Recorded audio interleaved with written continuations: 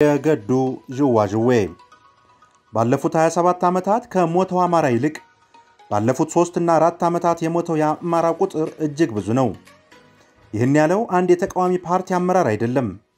እንዲህ ያለውን ሐሳብ የሰነዘረው በለውጡ ተገፋው ያለ የኢህአዴግ አመራር አይደለም። ለውጡን ተከትሎ የሞተው አማራ ቁጥር ከህወሓት መራሹ ኢህአዴግ አገዛዝ ጋር ሲነጻጸር የባሰ ነው ያሉት የለውጡ መሪ አቶ ገዱ አንዳርጋቸው ናቸው። እንደ ኢትዮ 251 ዘገባ የቀድሞ የአማራ ክልል ርዕሰ መስተዳድርና ከ4 ወራት በፊት ደሴ ላይ በተካሄደው ህዝባዊ መድረክ ላይ ይህን ከተናገሩ በኋላ ንግግራቸው የህዝብን የመዋጋት ሞራል ይጎዳል በሚል እንዳይተላለፍ ተቆርጦ ወጥቷል። ጤና ይስጥልን፣ ይህ 4 ኪሎ ሚዲያ ነው። የዛሬው አጭር ጥንቅራችን የገዱ ዥዋዥዌ ይለናል። ገጻችንን ሰብስክራይብ፣ ሼር እና ላይክ እንድታደርጉ እየጋበዝን ወደ ጥንቅሩ እናልፋለን።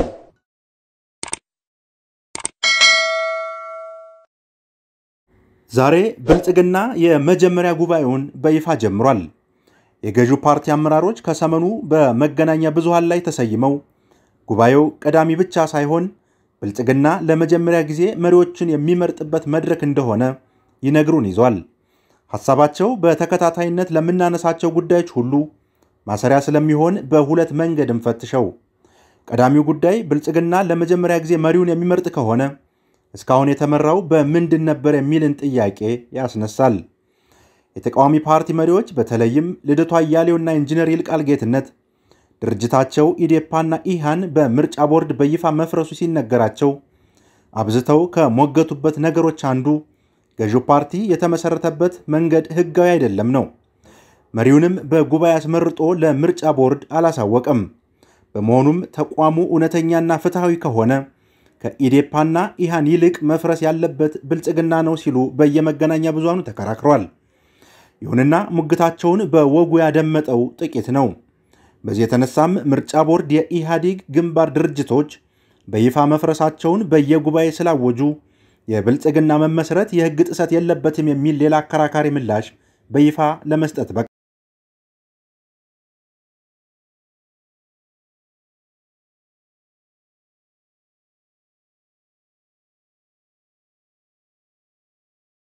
ገዢው ፓርቲ ብልጽግና የመጀመሪያውን ጉባኤ እያደረኩ ነው ብሎ በይፋ እየተናገረ ነው። ትክክለኛ መሪዎችንም የምመርጠው በዚህ ጉባኤ ነው እያለ ነው። ቀዳሚው ተቃርኖ የሚወለደው እዚህ ስፍራ ላይ ነው። የፖለቲካዊን መድረክ ከተቀላቀለ ዓመት የተሻገረው ብልጽግና እስካሁን የተጓዘው ያለ መስራች ጉባኤ ነው ወይ? ፓርቲው ቀዳሚ ጉባኤ እያካሄድኩ ነው ካለ የፓርቲው ፕሬዝዳንትና ምክትል ፕሬዝዳንት የተመረጡት በማን ነው? እዚህ ስፍራ ላይ ለነዚህ ጥያቄዎች ምላሽ ፍለጋ አንባዝንም። ይልቅስ ከኢህአዴግ ቤት ተፋታው ያለውና ኢህአዴግ በመረጠለት መሪ ሲተዳደር የቆየው ብልጽግና ለውጡን የሚመጥኑና ከኢህአዴግ ጠረን የራቁ አመራሮችን መርጣለሁ ማለቱን ለመመልከት እንሞክር። የገዢው ፓርቲ ከፍተኛ አመራሮች ከትላንት አስተሳሰብ ያልተላቀቁ አመራሮች በአሁኑ ጉባኤ ገሸሽ እንደሚደረጉ ፍንጭ ሰጥቷል። የገዢው ፓርቲ ደጋፊ የሆኑ የማህበራዊ ሚዲያ ደግሞ በጉባኤው ከአመራርነት ተርታ ከሚሰናበቱት ውስጥ ገዱ አንዳርጋቸው ቀዳሚ እንደሆኑ ይነግሩን ይዟል። በእርግጥ አቶ ገዱ አንዳርጋቸው ከፓርቲው ጋር ቅራኔ ውስጥ መግባታቸው መነገር ከጀመረ ውሎ አድሯል።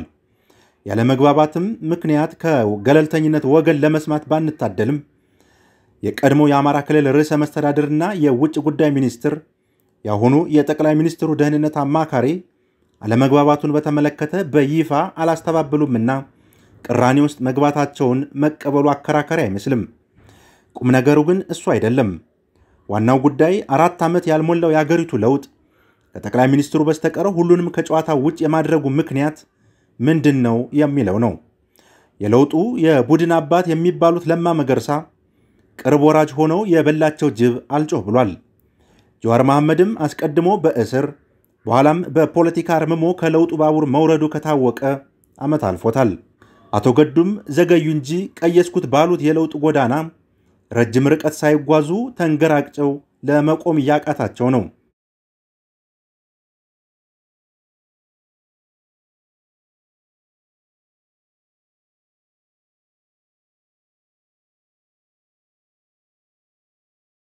ከአንድ ብሔር በመሆናቸው ይብዛም ይነስም ምክንያታቸው ተቀራራቢ እንደሚሆን ይጠበቃል። የአቶ ገዱ ቁጭትን የህወሓት ጥላቻ ላይ የሰው ግን እንዲህ ቶሎ ለመውረድ መቻኮላቸው ብዙ ጥያቄ እንዲነሳ ያደርጋል። የገዢው ፓርቲ የማህበራዊ ሚዲያ ፊት አውራሪዎች በአቶ ገዱና በብልጽግና ፓርቲ መካከል የተፈጠረውን አለመግባባት ነገረውን ሳይጨርሱ ምክንያት ያሉትን ሰፋ አድርገው ለማብራራት ሲጥሩ ተመልክተናል። ለመንግስት ወሬዎች ቅርበት ያለው ዘሐበሻ የተባለው ዩቲዩብ ቻናል አቶ ገዱ ከብልጽግና ጋር የተኳረፉት ተመልሼ የአማራ ክልልን በርዕሰ መስተዳድርነት ልምራ በማለታቸው ነው ብሏል። ሚዲያው በዚህ ሳያቆምም የቀድሞውን የክልሉ ርዕሰ መስተዳድር ወያኔ ናፋቂ ባርነትን ወዳጅ ሲል ወርፏል። ሚዲያው ህዝቡን ለማሳመን ያቀረበው ምክንያት በከፊል እውነት በከፊል ደግሞ ውሸት ሊባል የሚችል ይመስላል። ውሸት እንዴት ልንለው እንችላለን ከሚለውን ጀምር። አቶ ገዱ አንዳርጋቸው በሰሜኑ የሀገራችን ክፍል የተነሳውን ጦርነት ተከትሎ ግንባር አብዝተው ከተመላለሱ የብልጽግና አመራሮች ቀዳሚው የሚሆኑ ይመስላል። የህወሓት ኃይሎች በተለይ ወደ መሃል ሀገር እየገፉ መምጣታቸውን ተከትሎ እጅጉን ጭንቀት ውስጥ ከገቡት የብልጽግና ቁንጮዎች አንዱ መሆናቸውም ከንግግራቸው ብቻ መታዘብ ይቻላል። አቶ ገዱ ከ4 ወራት በፊት የትግራይ ኃይሎች ደሴ ደጃፍ ላይ ቆመው ማንኳኳት በጀመሩ ሰሞን ከከተማው ህዝብ ጋር ውይይት አድርገዋል። በዚህ መድረክ ላይ ለተነሳላቸው ጥያቄም የሰጡት ምላሽ አስቀድመን ያነሳነውን የእሳቸውን ጭንቀት በወጉ ያሳያል። አቶ ገዱ በዛ መድረክ ላይ ጥያቄ ያቀረበላቸውን ግለሰብ አንተዬ ምኑ ማፈሪያ ነህ? ባለስልጣኑ ሁሉ ጨንቆት ምን ልግባ እያለ ነው? አንተ ስለ ስልጣን ታነሳለህ ሲሉ አሸማቋል። የቀድሞ የአማራ ክልል ርዕሰ መስተዳድር ምላሽ የሌሎችን ባለስልጣናትን ጭንቀትና የት ልግባ ማለት ብቻ ሳይሆን የእሳቸውንም ፍርሃትና መሸሸጊያ ፍለጋ መባዘንም የሚያሳይ መሆኑ አይካድም። የብልጽግና ሰዎች የአማራን ብሔርተኞች በሰውየው ላይ ለማነሳሳት አቶ ገዱን በአፍቃሪ ህወሓትነት ቢወነጅሉም አስቀድመን እንደጠቀስነው ግን እውነታው እሱን የሚያሳይ አይመስልም። በጦርነቱ ወቅት አብዝተው ወደ ግንባር ይመላለሱ የነበሩት ገዱ አንዳርጋቸው መቅደላ አካባቢ በህወሓት ኃይሎች ተቆርጦ ቀርቶ ከነበረ የመከላከያ ሰራዊት ጋር እንደነበሩም ዘግይቶም ቢሆን ታውቋል። ይሁንና የፌዴራሉ መንግስት ሰራዊት ባደረገው ርብርብ በህወሓቶች ከበባ ውስጥ የነበሩትን አቶ ገዱ አንዳርጋቸው እንደምን እንዳስመለጣቸው ለጉዳዩ ቅርብ የሆነው ኢትዮ 251 ሚዲያ መዘገቡ ይታወሳል። የቀድሞ የአማራ ክልል ርዕሰ መስተዳድር ከተወቀሱ የሚወቀሱት ከህወሓት ጋር ግንኙነት አላቸው በሚል ሳይሆን ለቀድሞ ወዳጆቻቸው ከልክ ያለፈ ጥላቻ አሳይቷል በሚል ይመስላል። ለዚህ አይነተኛ አብነት የሚሆነው በደሴው ስብሰባ ላይ ከእነዚህ ወገኖች ጋር ምርር ያለ መለያየት ያስፈልገናል በሚል ከራሳቸው አልፎ ህዝቡን ለማግባባት መሞከራቸው ነው።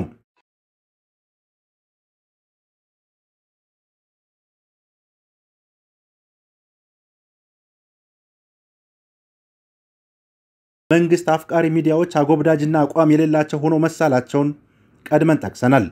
ይህ ገለጻ እውነት ተደርጎ የሚወሰድ ነው። ለዚህ ደግሞ እማኝ ፍለጋ ብዙ መድከም ሳያስፈልግ ራሳቸው በለውጡ ማግስት የገቡትን ንስሐ መስማት ብቻ በቂ ነው። አቶ ገዱና አስተዳደራቸው ለህወሓት ተላላኪዎች ነበርን ብለው በይፋ አምነዋል። ጥያቄው ትላንት ህወሓት ሲሸኝ አሁን ተላላኪ ነበርኩ ያሉት ሰው ከለውጡ በኋላስ ላለመላላካቸው ምን ዋስትና አለ የሚል ይመስላል። የቀድሞ የአማራ ክልል ርዕሰ መስተዳድር ደሴ ላይ ተናግረውት እንዳይተላለፍ በታገደ ንግግራቸው ላይ በህወሓት ዘመን ከደረሰው የአማራ ሞት በላይ ከለውጡ በኋላ የደረሰው ይበልጣል ብለዋል። ይህ ከሞላ ጎደል የሚያግባባ ጉዳይ ነው። ዋናው ጉዳይ ግን አቶ ገዱ አንዳርጋቸው የአንድ የአሜሪካንን ፕሬዚዳንት ስልጣን ዘመንን በሚስተካከለው የድህረ ለውጡ ጊዜ ውስጥ አማራ ሲሞትና ሲፈናቀል ምን አደረጉ? ቀየስኩት ባሉት ለውጥስ አማራ የከፋ መከራ ሲደርስበት ምን ተሰማቸው? አቶ ገዱ እውነተኛ የአማራ ብሔርተኛና የመብት ተሟጋች ቢሆኑ አመጣሁት የሚሉትን ለውጥ የሚጠይቁትና ለማረም የሚጥሩት አሁን ሳይሆን አማራ በግሬደር ተቆፍሮ በጅምላ ሲቀበር ነው። አቶ ገዱ እውነተኛ የአማራ ተቆርቋሪ ቢሆኑ ማንም ያላገኘውን ክልሉን የመምራት ዕድል ሲያገኙ የየዋሁን ገበሬ ተጠቃሚነት የሚያረጋግጡ ተግባራትን ይፈጽሙ ነበር። የቀድሞ የውጭ ጉዳይ ሚኒስትር ለአማራነት ቢበሳጩ የሚበሳጩት በሳቸው የአመራርነት ዘመን ክልሉ በመቀንጨር ችግር ከዓለም ቀዳሚ ሲሆን በትራኮማም ከፕላኔታችን የሚስተካከለው ሲያጣ ነበር። አቶ ገዱ በእነዚህ ሁሉ ዘመናት ሳይቆጩ ዛሬ ለምን ተቆጩ ብለን ግን ልንወቅሳቸው አይገባም። ይልቁንስ የሐሳብ ዥዋዥዌያቸው ግራ ያጋባል። ሰውየው ከዓመታት በፊት ለሚያስተዳድሩት ክልል አመራሮች ህወሓት ከተጠየቀ የሚጠየቀው በትግራይ ክልል ለሰራው ሥራ ነው። በአማራ ክልል ውስጥ የሚመጣ ውድቀትም ሆነ ልማት እኛን እንጂ ማንንም አይመለከትም አሉ። ከጊዜያት በኋላ ግን የዚህን ተቃራኒ አስቀድመው ለነገሩት ህዝብ ሳያንገራግሩ ተናገሩ።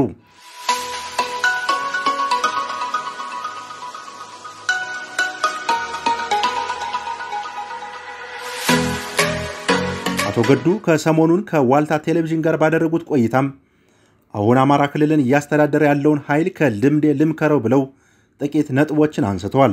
አመራሩ ህዝቡን ይስማ፣ እውነታውን ለህዝቡ የሚናገር ይሁን ሲሉ ተደምጧል።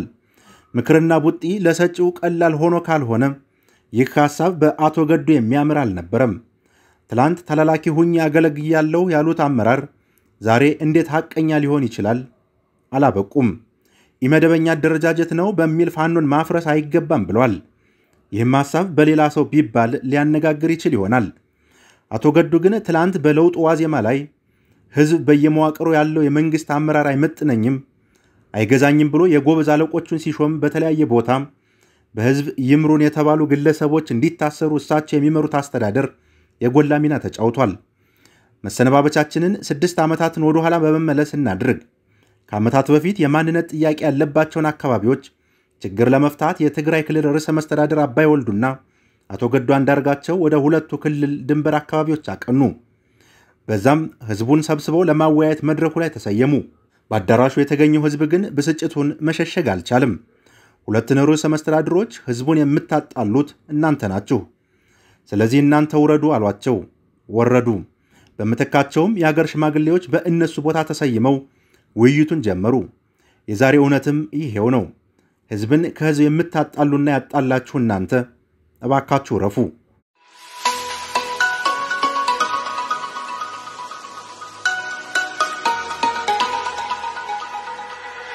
4 ኪሎ የያዘቻቸው አጭር ጥንቅር አበቃ።